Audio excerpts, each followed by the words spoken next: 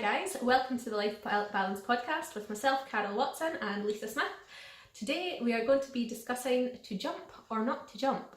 That is the question. Yeah. Do you jump in to decisions with both feet, or do you sit and wait and ponder? And do you ponder too long? Do you miss out on opportunities because you wait, or do you get too involved in a new opportunity before you've actually had time to analyse it and decide? So we're going to be discussing this, hopefully from both points of view, I think. Mm-hmm. Not that we don't agree on it, but I think we've heard and listened to people who have different opinions on this. So we're going to basically just chat through that with you guys.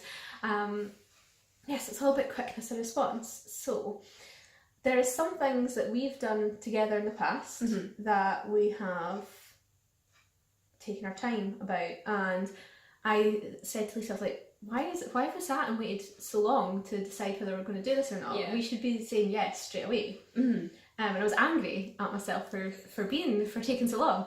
But then I was listening to something yesterday, and I was talking about how that's actually a good thing, to sit and take your time. And if you jump into something too quickly, it can sometimes be negative because you'll either burn out or you've not actually thought it through. It's maybe not the right thing for you, and it doesn't actually fit with your whole purpose in life and what you're going to be doing. So it's just making sure, yes, make decisions quickly, but also make sure you're actually 100% sure. I don't know if you can ever be 100%, so we'll say 90% sure that it's the right thing for you to do. I think there's definitely a lot of pros and cons on this subject, to jump or not to jump. Yeah. And I suppose, so I'm not a big risk taker. I'm risk averse, as they say, and it I need to evaluate everything. It can be anything, from something as simple as the outfit I'm wearing to somewhere where I'm going to be like out all day. Yeah.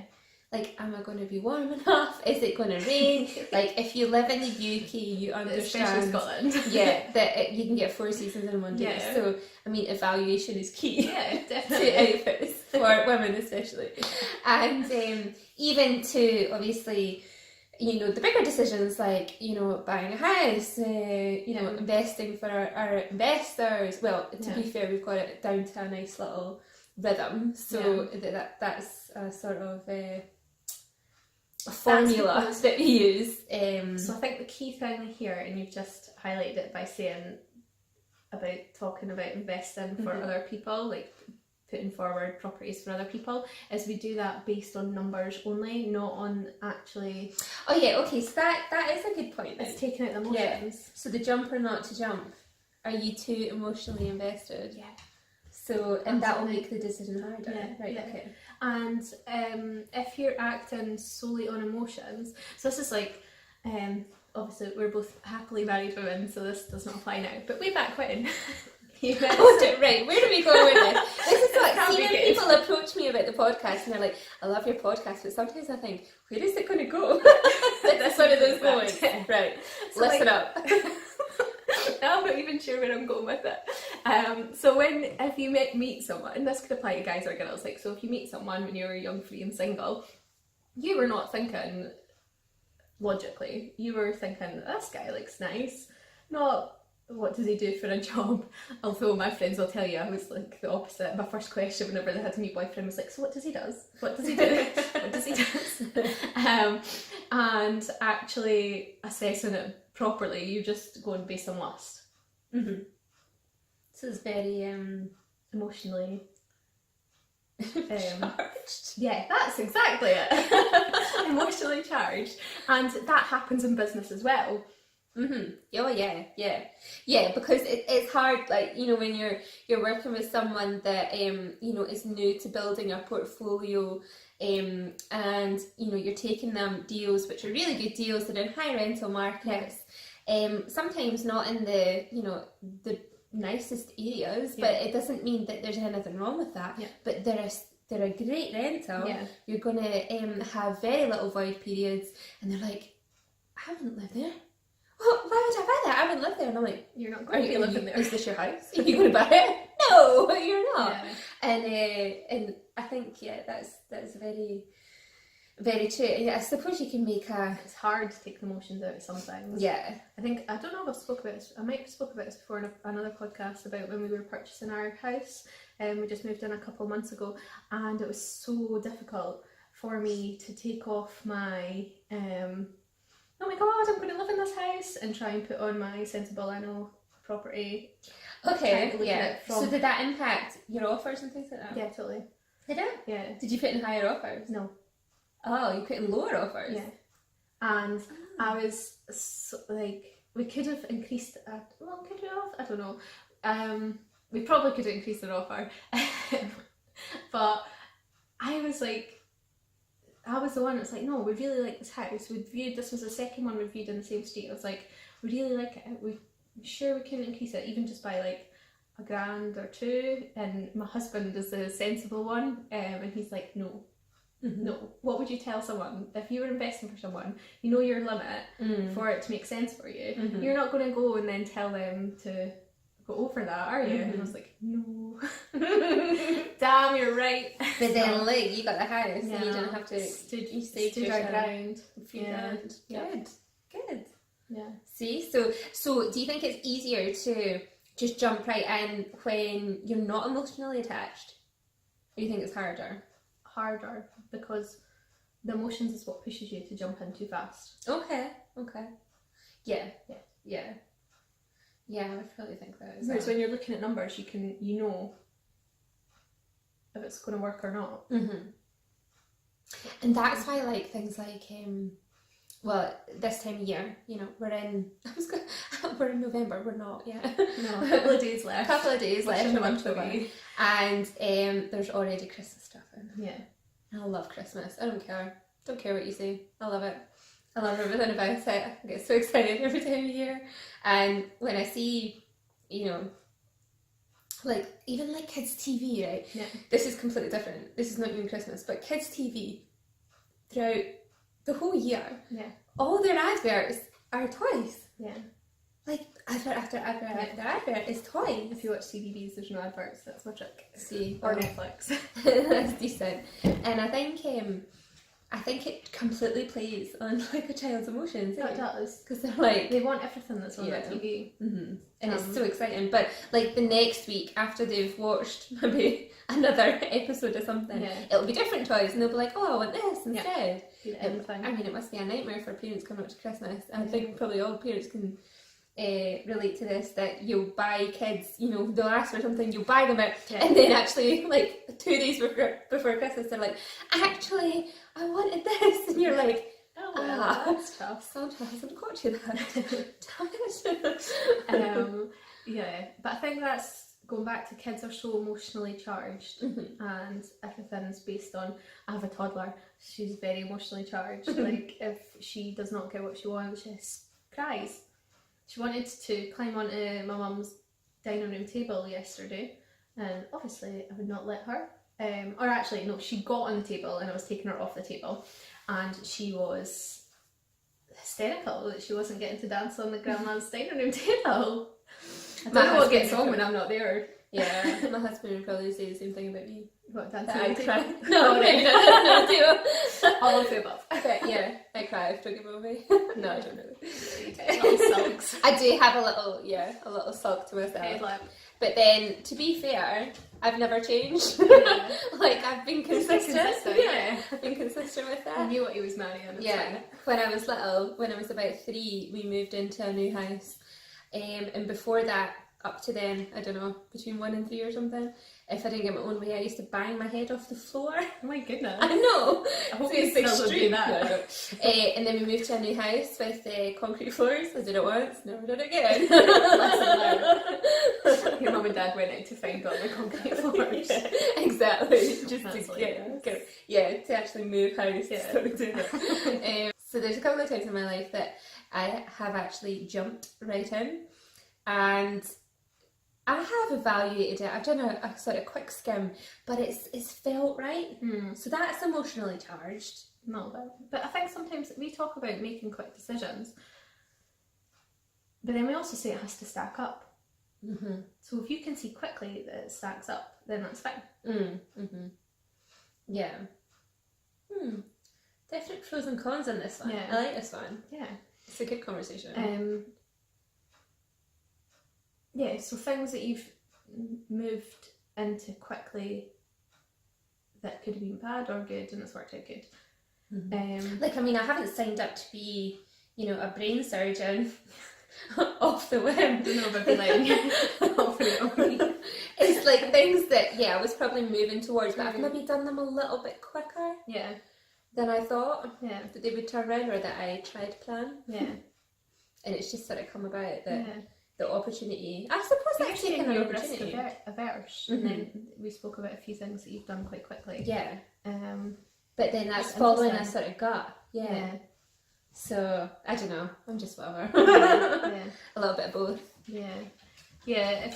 I think this comes down to the whole: if you see something and it looks like it's too good to be true, is stepping back and actually looking and being like, is this too good to be true? But then I suppose when you see it and you think, oh, it must be too good to be true, then it must be like a bit of a gut feeling. You're like, yeah, what's the catch?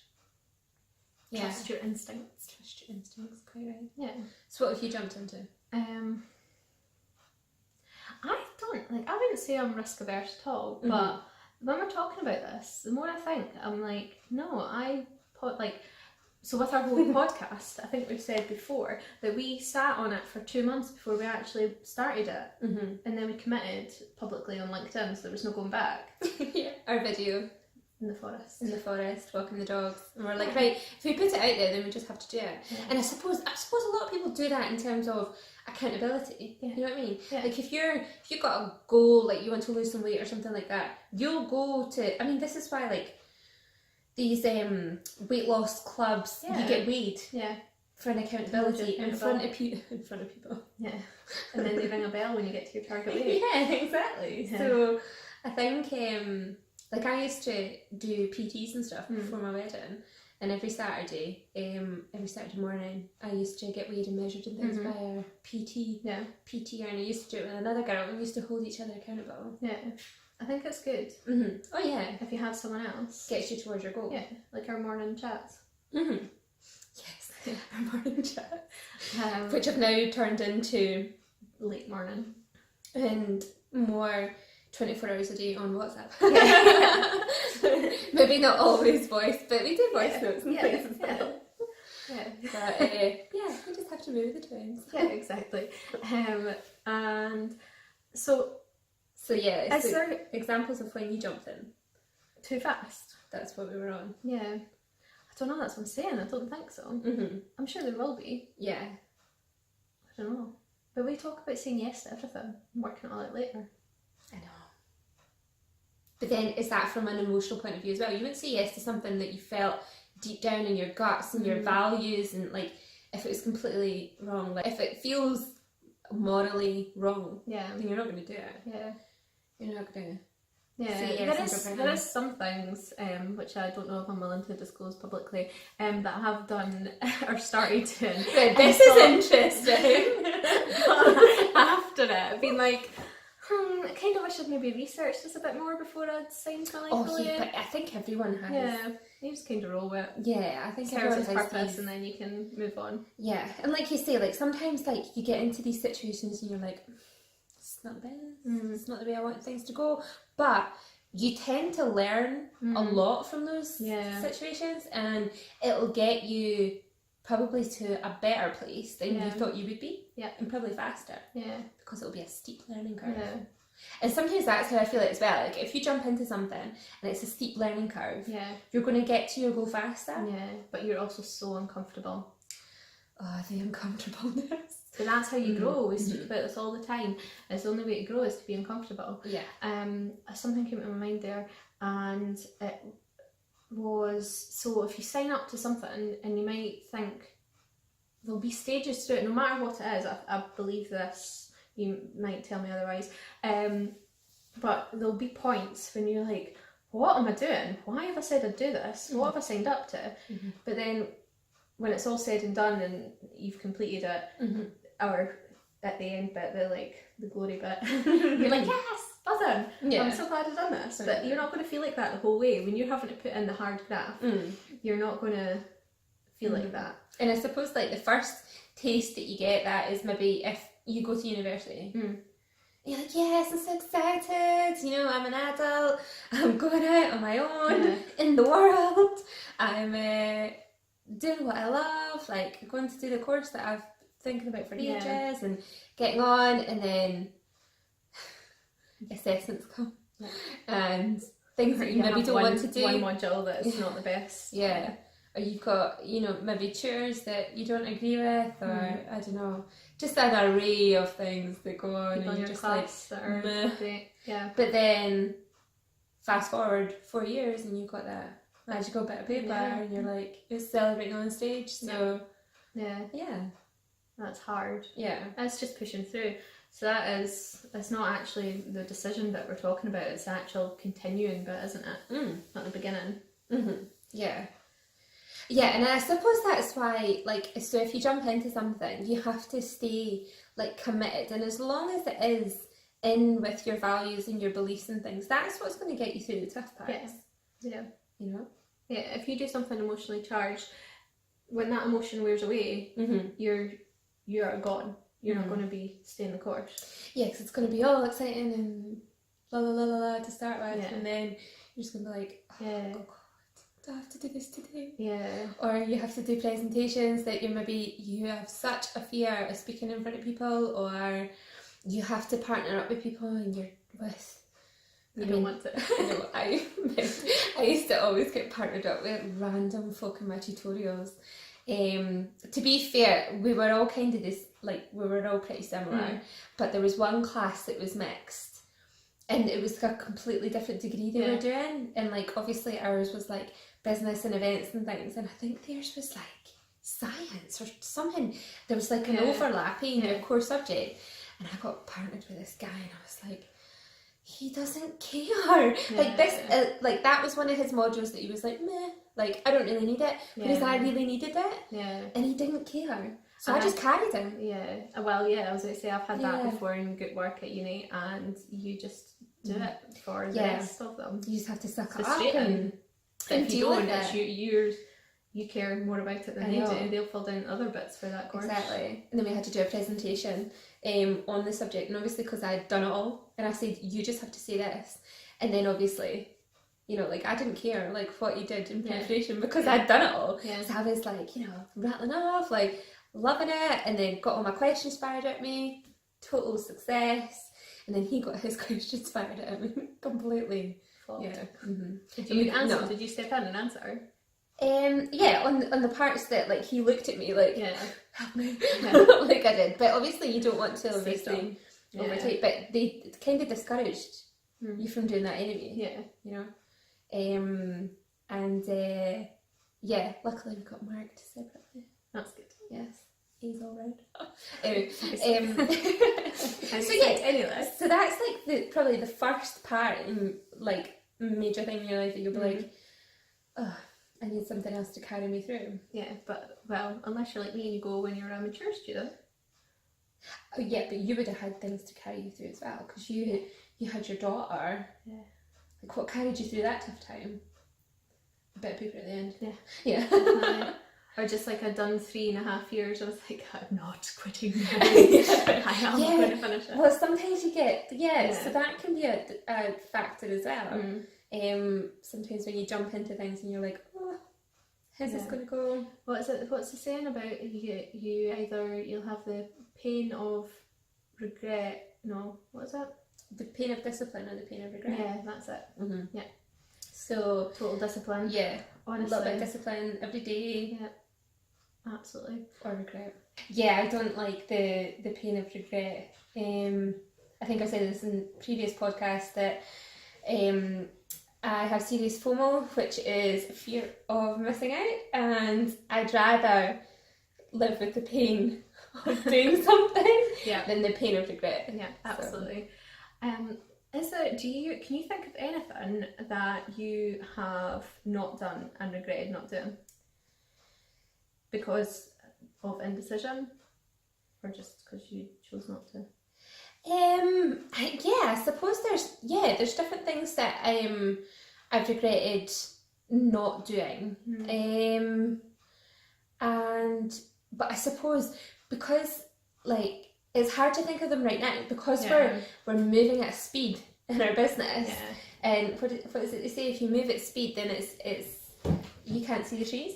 If you're going at 100 miles an hour, that's it. You can't see the trees. Yeah. Whereas if you're going at like 10, you can. Yeah. And I think you get distracted easily. Yeah. And I think when you think about things that if things aren't going well in your life, that's when things for regret will come up. Yeah. You'll start to think, should have done that when I had the chance. And I think subconsciously I always ask myself, what if I don't do this? And like 5-10 years time, am I going to regret it? Because I remember, and I think this is one thing that pushed me through uni as well.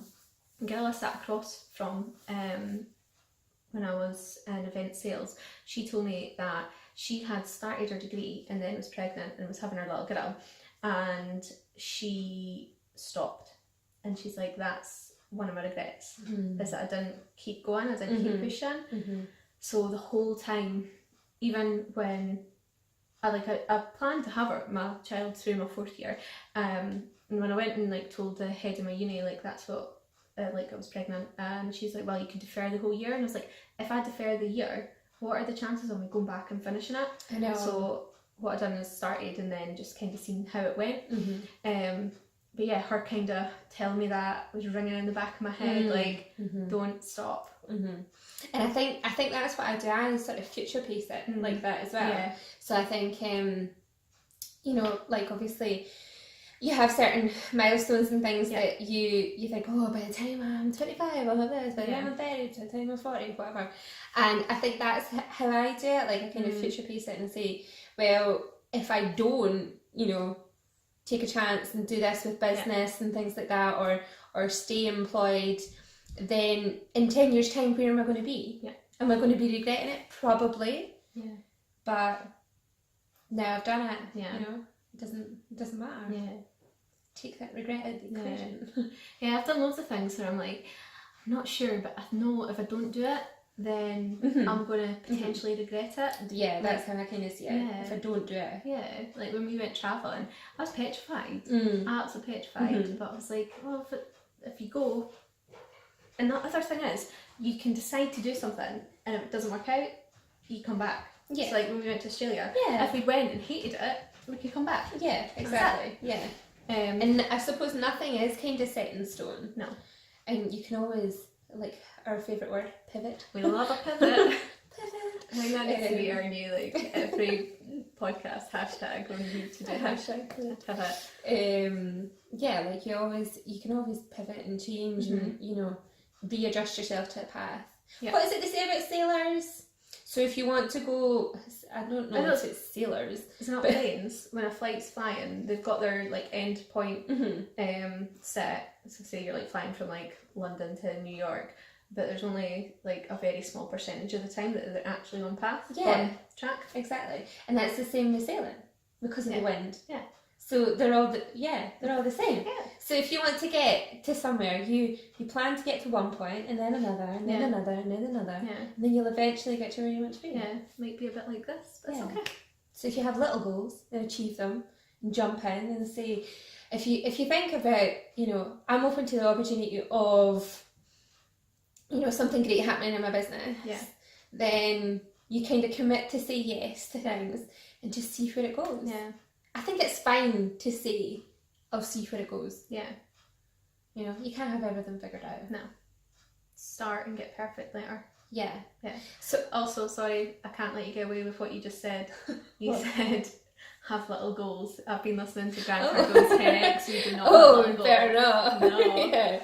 Not little goals. You'll be getting a row when we're in London. Exactly. Make your goals and dreams as massive as you want them to be. Yeah. 10x them, baby. Yep. So in conclusion, we have talked about jumping right in. Yeah, and basically it's all about your quickness of response, how fast you make a decision, if you do it slow, if you do it fast. I don't think we've really got a conclusion, really. No, I think it's really depending on the situation. Make sure you're doing your due diligence and where appropriate, look at figures. Obviously you can't look at figures for everything, but try and assess whether you're doing something, if it's emotionally charged or if you're actually being quite logical. Yeah, and as long as you stay true to yourself, to your values, to, you know, your opinions, to your beliefs, then you'll never go completely off path. And listen to your gut. If something feels good, then go with it. Yes, exactly.